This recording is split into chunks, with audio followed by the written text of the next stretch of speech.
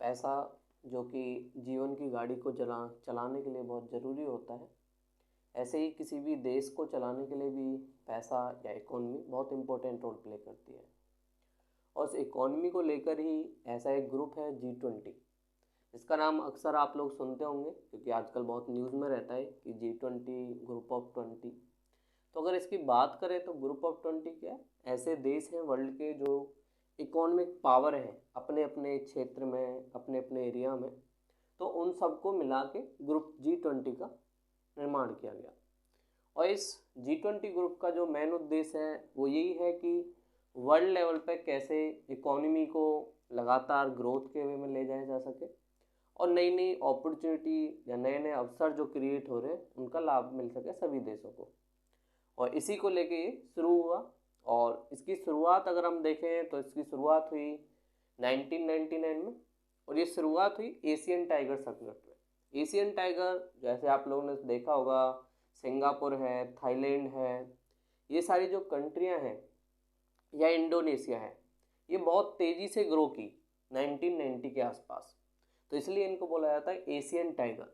ये टाइगर की तरह इनकी स्पीड थी इकोनॉमी में। लेकिन 1999 में यहाँ पे बहुत बड़ा संकट आ गया।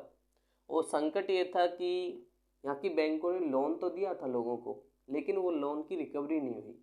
और जब लोन की रिकवरी नहीं हुई तो वहाँ की बैंकें फेल हो गई और उस वजह से वहाँ क्या दिक्कत आने लग गई। और फिर उसके बाद ये क्राइसिस में बदल गया और वहाँ की इकोनॉमिक हालत बहुत ख़राब होने लगी। और जैसे ही किसी देश की इकोनॉमिक हालत ख़राब होती है तो वहाँ पे आतंकवाद या क्राइम, ऐसे जो सिक्योरिटी से रिलेटेड जो चीज़ें हैं वो बहुत ज़्यादा बढ़ जाती हैं। तो ये सारी चीज़ें वहाँ पे भी होने लगी। और उसके समय जब ये सारी चीज़ें इन्वॉल्व हुई कि भाई इसकी वजह से, इकोनॉमी की वजह से ऐसा ऐसा इम्पैक्ट पड़ सकता है, तो क्यों ना एक ग्रुप बनाया जाए। तो ऐसा ग्रुप बनाया गया G20। और उसमें फाइनेंस मिनिस्टर और गवर्नर जो होते हैं सेंट्रल बैंक के किसी भी देश के, वो सब शामिल थे। तो ये नॉर्मली स्टार्ट हुआ था इसी उद्देश्य के लिए कि इकोनॉमी के लिए हम लोग काम करें। लेकिन फिर उसके बाद 2008 में एक और संकट आया, जो आया USA में। लेमन ब्रदर्स थे जो लोन देते थे, उनकी इन्वेस्टमेंट एक बैंक थी, लेकिन उनके लोन का बहुत सारा जो हिस्सा है वो वापस नहीं आया। तो इसकी वजह से क्या है, उनकी जो इन्वेस्टमेंट कंपनी है वो भी फेल हो गई।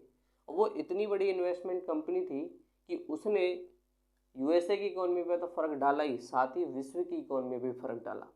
तो तब बड़े बड़े लीडरों को सबको क्लियर हो गया कि अगर इकोनॉमी को, चाहे देश की हो या विश्व की हो, अगर सबको सही रखना है तो हमें ऐसे ग्रुप की ज़रूरत है जिसमें हम सब मिल के बैठ सकें और डिसीजन ले सकें।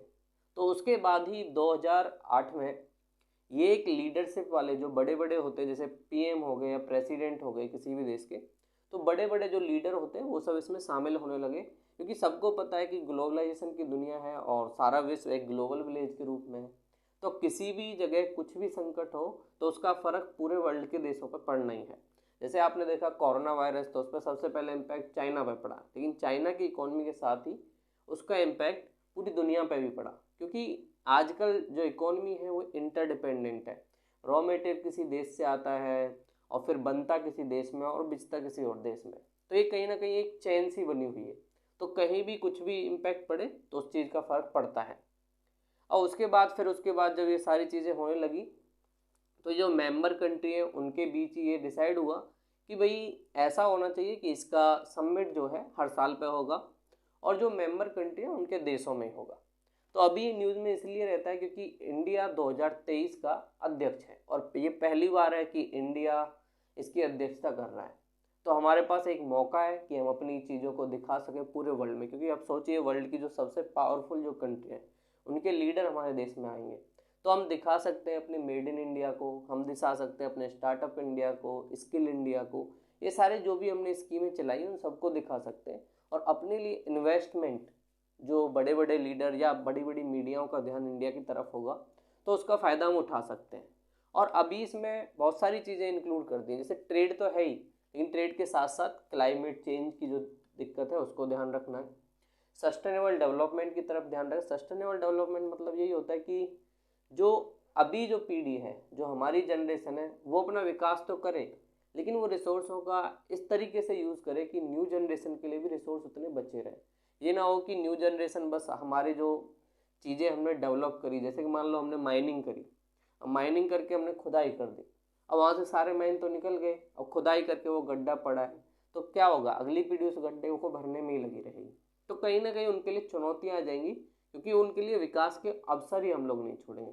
तो इसलिए बहुत ज़रूरी है कि हम सस्टेनेबल डेवलपमेंट करें, इन्वायरमेंट को ध्यान में रखें, जिससे कि कोई बड़ी तबाही, नेचुरल जो डिज़ास्टर है वो ना हो सके। जैसे जोशीमठ वाला है, वो कहीं ना कहीं नेचुरल डिज़ास्टर है, कि जिसकी वजह से मैन ने, मतलब इंसानों ने इतना ज़्यादा डेवलपमेंट किया कि जब पहले से ही पता था कि वो एक मिट्टी का वो था, तो उसको हमें इतने हिसाब से डेवलप नहीं करना चाहिए था, लिमिटेड लेवल पर डेवलप करना चाहिए था, जिससे कि उसकी जो प्रकृति है वो बची रहे। लेकिन वो सारी चीज़ें होती हैं।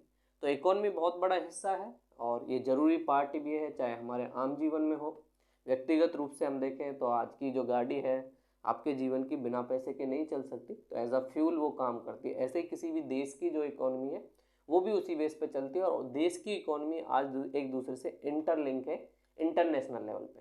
तो इसीलिए G20 का जो इम्पोर्टेंस है बहुत ज़्यादा बढ़ जाता है। और देखिए 2023 में जब भारत का में समिट होगा, और अभी धीरे धीरे छोटे छोटे समिट होने भी लग रहे हैं, जैसे फाइनेंस मिनिस्टरों के समिट हैं, या और भी जो गवर्नर हैं वो सारे लोग मिल रहे हैं। फिर बहुत सारी वर्ल्ड इकोनॉमिक फोरम ऐसी इंस्टीट्यूशन है जो इकोनॉमिक लेवल पर काम करती हैं, एज अ रिसर्च काम करती हैं। बड़े बड़े इन्वेस्टर या CEO वो भी साथ में आते हैं, तो उन सब से हमारे देश में गैदरिंग होगी, तो इंडिया को बहुत फ़ायदा होगा ये सारी चीज़ें करके। तो यही G20 के बारे में था, और हम कोशिश करेंगे कि आगे आने वाले एपिसोड में भी जो करंट अफेयर के जो इशू हैं, जो इम्पोर्टेंट हैं और जो बहुत जानना आपके लिए थोड़ा सा इम्पोर्टेंट हो जाता है, जो वो सारी चीज़ें करनी होती है। तो बहुत बहुत धन्यवाद दोस्तों।